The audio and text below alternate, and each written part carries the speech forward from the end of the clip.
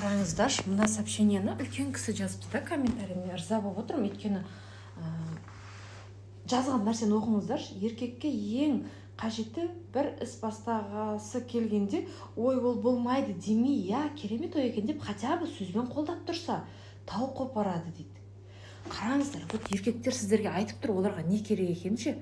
Сіздер жүрсіздер, балаңның бетін жудым, шешеңе қарап отырмын, саған осы не жетпейді депші. Қыздар, бұндай нәрсе шынымен бізде болады ғой. Түсініп жатсыздар ма? Әйелі мойындаған еркекті бүкіл әлем мойындайды деген сөз бекерден бекер айтылмаған да. Шынымен де ондай сезім қыздар бар ғой, мойындаңыздаршы. Өздеріңізге мойындаңыздар, маған мойындаудың қажеті жоқ. Еркек бір нәрсе бастаймын деп жатса, ай қайдам, сен оны білмейсің да ғой, отыршы тыныш, оны ана білімділер істейді, дипломы барлар істейді, сен не істейсің? Қоя саш, босқа ақшаны шашпай, босқа неғылмай, отыра берші тыныш деген. Вот біз өзіміз еркегіміз иногда осылай сындырамыз ғой. Иногда, қыздар, барлығы емес, иногда болады ғой. Түсініп жатсыздар ма?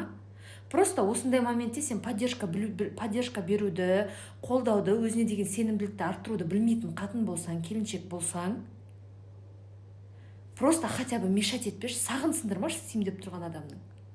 Мына кісі негізі өте күшті теманы көтерді. Мен осы нәрсені айтқым келіп жүреді, бірақ қалай ретін келтірерімді білмей жүредім. Вот, пожалуйста, сіздерге.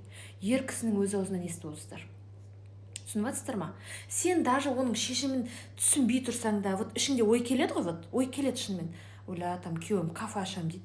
Кафеден дым хабары жоқ, нандай деп. Бірақ бұл сенің ғана ойың ғой, ол Аллах тағаланың шығарған шешімі емес қой, түсініп жатсыз ба? Сенің мүмкін байыңның қабілетін, қасиетін көруге сенің ақылың жетпей тұрған шығар бұл жерде. Мен кезінде талай байымды естіп сындырғым келген ғой, білесіздер ма? Бірден келсемсе, қойшы болмай қалады. Қойшы тыныш отыршы депші. Поэтому мына кісінің жазған сөзі маған қатты тиіп кетті да.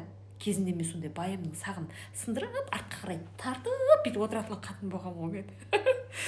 Мен қазір күйеуіме рахмет айтамын ғой, кәдімгі өзіне де айтамын бетіне, рахмет кезінде мен сені өйстіп тартқан кезде, сындырғым келген кезде сынып қалмағаныңа депші. Ол да тым мықты еркек болғанда ішіндегі стерженіші. Мен айтамын ғой, кезінде мен айтып жатқан сөзім маған дұрыс сияқты көрінетін еді деймін да.